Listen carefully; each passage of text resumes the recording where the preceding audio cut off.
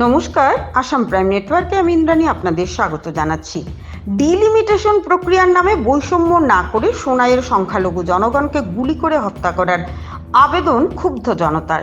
BJP সরকারের বৈষম্যমূলক আচরণকে নিন্দা ও ধিক্কার জানিয়ে গণতান্ত্রিক আন্দোলন গড়ে তোলার পাশাপাশি আইনের দ্বারস্থ হওয়ার হুঁশিয়ারি সোনাইবাসীর। কাছাড়ের সোনাই বিধানসভা কেন্দ্রের ডিলিমিটেশন প্রক্রিয়া নিয়ে স্থানীয় প্রশাসনকে একটি লিখিত অভিযোগ দাখিল করেছিল বৃহত্তর এলাকার জনগণ। এর পরিপ্রেক্ষিতে বুধবার অভিযোগ নামার শুনানি প্রক্রিয়ায় অংশগ্রহণ করে বিভিন্ন বিষয় প্রশাসনের কাছে তুলে ধরেন স্থানীয়রা। সংবাদ মাধ্যমের সঙ্গে কথা বলতে গিয়ে সোনাইয়ের জনগণ জানান, সোনাবাড়ি ঘাট জিপির অন্তর্গত ধনের হরি প্রথম খণ্ডে যুগ যুগ ধরে মানুষ বসবাস করে আসছেন, কিন্তু বিগত দিনে রাজ্য জুড়ে সরকার যেভাবে ডিলিমিটেশন করেছে তাতে সোনাইতে বৈষম্যতা হয়েছে বলে স্থানীয়দের নজরে এসেছে। ঘটনার তীব্র নিন্দা ও ধিক্কার জানিয়ে এলাকার ক্ষুব্ধ জনগণ শাসক দলের ভূমিকায় বিভিন্ন প্রশ্ন উত্থাপন করে জানান, সোনাই কেন্দ্রে জনসংখ্যা বেশি হওয়া সত্ত্বেও 24 থেকে 18টি জিপি করা হয়েছে এবং ডিলিমিটেশনের নামে বিভিন্ন এলাকায় গ্রুপ করে দেওয়া হয়েছে, ফলে বিভিন্ন সমস্যার সম্মুখীন এলাকার জনগণ প্রশাসনকে একটি লিখিত অভিযোগের মাধ্যমে তাদের দাবি আপত্তি তুলে ধরে অতি সত্বর বিহিত ব্যবস্থা গ্রহণের আবেদন জানিয়েছেন। তারা আরও জানান, সোনাবাড়ি ঘাট জিপি ও সাঁতরাকান্দি জিপি পূর্বে সোনাই ব্লকের অধীনে ছিল, কিন্তু সেই দুটি জিপি কেটে বর্তমানে বাঁশকান্দি ব্লকের অধীনে নেওয়া হয়েছে। শুধু তাই নয়, ডিলিমিটেশনের নামে সোনাইয়ের অনেক ঐতিহ্যকে বরখলার অন্তর্গত করা হয়েছে। বিষয়গুলো তুলে ধরে শাসক দল সহ স্থানীয় প্রশাসনের ভূমিকায় তীব্র ক্ষোভ প্রকাশ করেছেন স্থানীয়রা। শুনানি প্রক্রিয়ায় সোনাই বিধানসভা কেন্দ্রে 24টি জিপি পুনরায় ফিরিয়ে দেওয়া, সোনাবাড়ি ঘাট জিপি ও সাঁতরাকান্দি জিপিকে সোনাই ব্লকের অন্তর্গত করা সহ অন্যান্য বিভিন্ন দাবি নিয়ে এদিন সরকার সহ প্রশাসনের দৃষ্টি আকর্ষণ করেছেন তারা। স্থানীয়রা ক্ষোভের সঙ্গে জানান, বারবার বৈষম্যমূলক আচরণের বদলে সোনাই সংখ্যালঘু জনগণকে সরকার গুলি করে হত্যা করে দিক। তাদের দাবি পূরণ না হলে আগামীতে বৃহত্তর সোনাইবাসী সড়ক অবরোধ গণতান্ত্রিক আন্দোলন গড়ে তোলার পাশাপাশি আইনের দ্বারস্থ হতে বাধ্য হবেন বলেও হুঁশিয়ারি দিয়েছেন। গণতান্ত্রিক দেশে সরকারের বৈষম্যমূলক আচরণ কোনোভাবেই মেনে নিতে পারছেন না তারা। সোনাইয়ের কৃষ্টি সংস্কৃতি ও ঐতিহ্যকে রক্ষা করতে প্রয়োজনে মৃত্যুমুখী হতেও পিছপা হবেন না বলে জানিয়েছেন এলাকার ক্ষুব্ধ জনগণ। শুনানিতে রাইট ওয়ে ফাউন্ডেশনের সম্পাদক শামসুল ইসলাম, রেহান উদ্দিন লস্কর, নজরুল ইসলাম বরভূয়া, বাহার উদ্দিন লস্কর ও আব্বাস উদ্দিন লস্কর ও সংস্থার অন্যান্য সদস্যরা উপস্থিত ছিলেন। আমরা এই ডিলিমিটেশনের কারণে আমরা এটা কমপ্লেন সাবমিট করলাম। আজকে আমরা হিয়ারিংয়ের ডেট আসলো।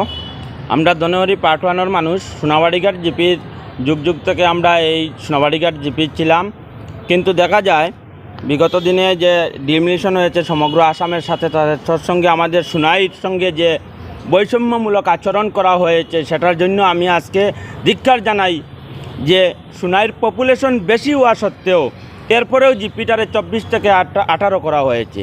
তার জন্য আমি জেলা প্রশাসনকে ধিক্কার জানাই যে যারা কাজ করেছে এই কাজ এত নিন্দনীয়, যেটার কোনো কথাই প্রকাশ করা যায় না। তার আজকে আমি হিয়ারিংও অ্যাটেন্ড করেছিলাম। আমরা ধনেহরির মানুষ, আমাদের প্রবলেম হয়েছে, আমাদের ধনেহরির পপুলেশন 2001-এর ছিল 2500 সামথিং, কিন্তু দেখা যায় 2024-ও আমরা ভোটার হয়ে গেছে 2500 সামথিং, কিন্তু সেই জায়গায় আমাদেরকে 1.5 গ্রুপ করে দেওয়া হয়েছে। 1900-র মতো ভোটার দিয়ে একটা গ্রুপ করে দেওয়া হয়েছে, কিন্তু ডুগনিপার 4টা গ্রুপ ছিল, 2000 ভোটার ছিল, সেখানে দেওয়া হয়েছে 4টা গ্রুপ।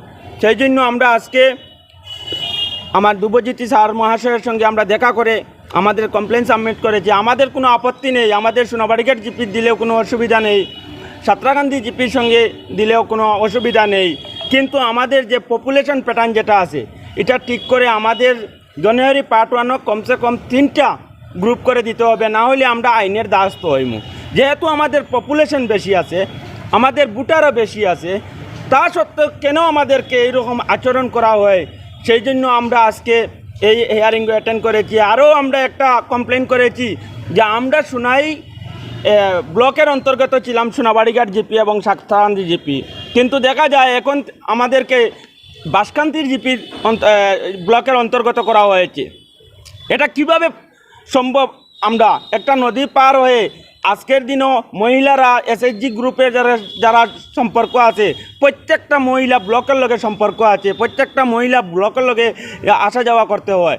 যে দনহরির একটা মহিলা, উত্তর মোহনপুরের একটা মহিলা এবং সাতরাকান্দি একজন মহিলা, কীরকম সোনাবাড়িঘাটের মহিলা কীরকম বাসকান্দি আসা যাওয়া করবে, এটা তো আমরা সেফ সিকিউরিটিরও মাত আছে। অ্যান্ড একজন মহিলা কিভাবে গিয়ে যে প্রত্যেক দিন ব্লকে যাওয়া আসা করবে, তার জন্য আমরা জেলা মহোদয়ের কাছে আমরা অনুরোধ করেছি, এডিসি মহোদয়ের কাছে, যে আমাদের সোনাই ব্লকের পুনরায় আবার অন্তর্ভুক্ত করার জন্য।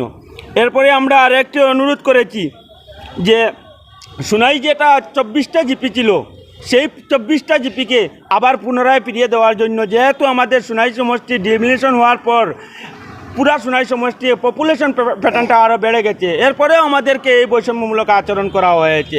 আমরা বিগত দিনও আরও একটি কথা আমাদের আছে যে বিগত দিনও সমষ্টি ডিমিনেশনের সময় আমাদের সোনাই যে ঐতিহ্য আসলো, সেটা শিলচর মেডিকেল কলেজ, এনআইটি, আপনার আসাম ইউনিভার্সিটি, আরও শিক্ষা প্রতিষ্ঠান যেটা ছিল সেটা আমাদের ভেটেরিনারি, প্রত্যেকটারে বড়কলা অন্তর্গত করা হয়েছে। আমাদের সোনাই সমষ্টি মাইনরিটি মানুষ গুল্লি করে মারা হোক, আমরা এখানে আজকে মিডিয়ার মাধ্যমে কই, যদি আমাদেরকে সঙ্গে যদি এইসব করা হয়, আমরা দনিহরের মানুষ, সোনাবাড়িঘাটের মানুষ, আমরা বলছি আমরার সঙ্গে এই সমস্ত আচরণ না করে আমাদেরকে গুলি করে হত্যা করা হোক, আমরা বুক পেতে দিতে বাধ্য আছি, আমাদেরকে হত্যা করা হোক। এই একটা ডেমোক্রেটিক কান্ট্রির থেকে আমরা যদি এই সমস্ত আচরণ করি, আমরা দেখতে পাচ্ছি বিগত দিনে মিডিয়ার মাধ্যমে যে 180টা পপুলেশন দিয়ে একটা গ্রুপ করা হয়েছে, 80 জন পপুলেশন দিয়ে একটা গ্রুপ করা হয়েছে, আবার 2000 পপুলেশন দিয়ে একটা গ্রুপ করা হয়। কে বা কারা? এটা একটা ডেমোক্রেটিক কান্ট্রি, একটা স্বাধীন দেশ, সেটা ভারত একটা ডেমোক্রেটিক কান্ট্রি, এটা সেকুলার দেশও থাকিয়া এইরকম যে বিজেপি সরকারের যে বৈষম্যমূলক আচরণের বিরুদ্ধে আমরা আজকে ধিক্কার জানাই। আর যদি এইটার যদি পুনরায় যদি না হয়, তাহলে আমরা আইনের দ্বারস্থ হইব, আমরা রোজ অবরোধ করবো, গণতান্ত্রিক পদ্ধতিতে যদি আমরা মরতে হয়, যে আমরা মরতেও বাধ্য হইব। এইটা আজকে আমার জেলা শাসকের কাছে অনুরোধ করে আমার